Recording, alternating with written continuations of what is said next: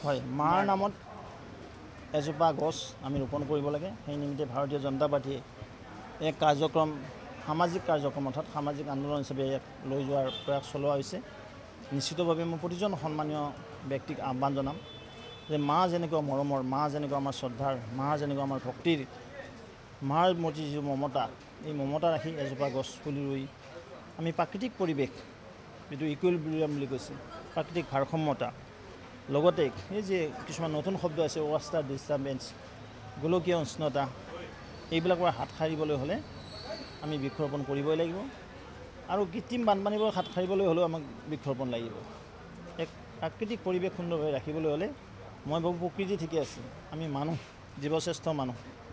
কিন্তু আমি আটাইতকৈ নিকৃষ্ট কাম কৰোঁ সংস্কৃতকে যে পশু নাম পশু যে আমি বহুতকৈ অধম হ'লোঁ কেলি বেগটোত জাবৰ জোঁথৰখিনি আমি ড্ৰেইনটোত পেলাই দিওঁ যাৰ কাৰণে বানপানী হৈ যায়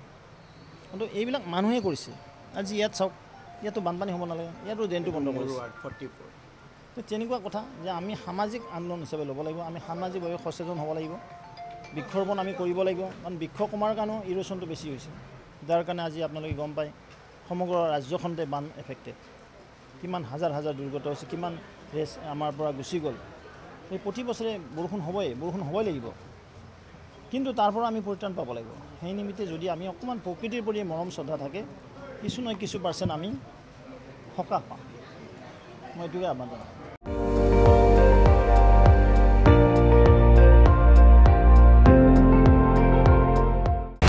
আপুনি চাই আছে ND24 সৰ্বশ্ৰেষ্ঠ নহয় সৰ্বোত্তমৰ দৌৰ